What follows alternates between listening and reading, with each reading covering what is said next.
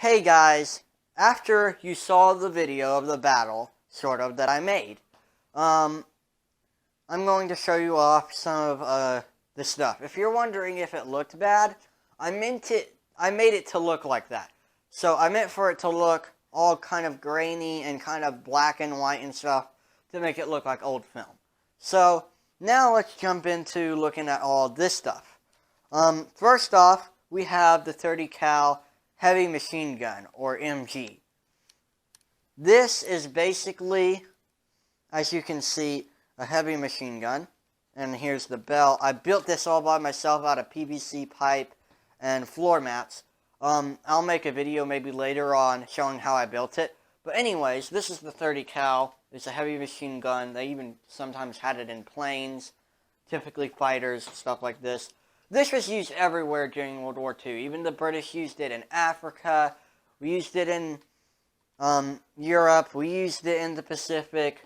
We used it just about everywhere because it's a really good gun. Next, we have the Tommy gun.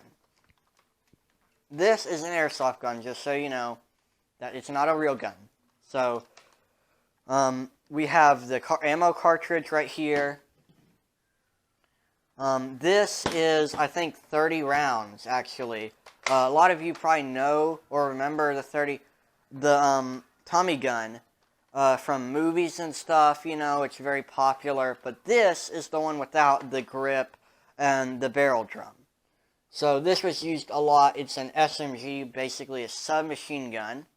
This right here is a U.S. Marine Navy knife, USMC, which stands for United States Marine Corps. This is a really good knife. It's not meant for combat. I guess you could if you needed to, but this is actually a utility knife. And it still is, in my mind, still works as a knife. But as you can see, it's still in my mind, pretty good shape. And I got the sheath for it. Got the sheath for it, which it goes in. The sheath is also pretty nice, but I don't know if this is the original sheath. But anyways, then we have the bayonet. This would go on an M1 Garand rifle. It's long for attacking people, but they didn't really use bayonets as much as they did in World War II, as much as they did in World War I. Then we have what most people would probably know as a grenade. But this, most people don't really know what type of grenade it is. This is known as a pineapple grenade. This is used in a lot of movies, stuff like that. The reason why it's made like this, for those of you who wonder, it's made like this when the grenade explodes. It doesn't just explode. Most people just think of an explosion. It explodes and creates fragments, which it goes everywhere and hopefully hits a bunch of people. So then we have the 30 cal ammo can. This is a really great ammo can that they use for the 30 cal machine gun, which most of you probably know about. As you can see here, it's much more nicer on the inside than it is on the outside. It's obviously taken a bunch of beatings. There are even, I think, a few bullet holes right here.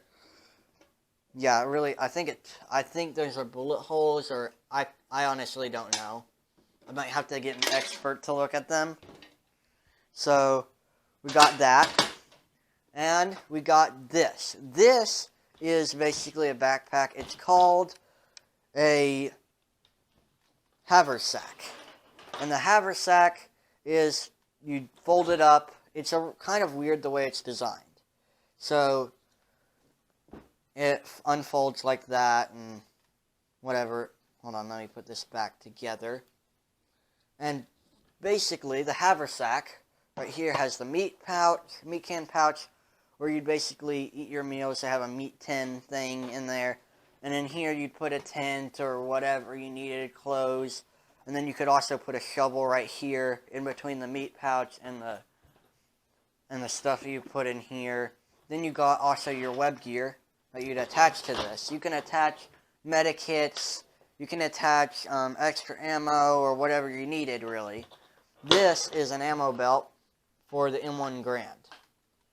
M1 Garand is a really great rifle during the time And now an upgraded version is the M14. So this was kind of like the beginning of it, and you put your ammo in here and all that. So hopefully y'all kind of get an understanding of the weapons they used in Guadalcanal. So thank you.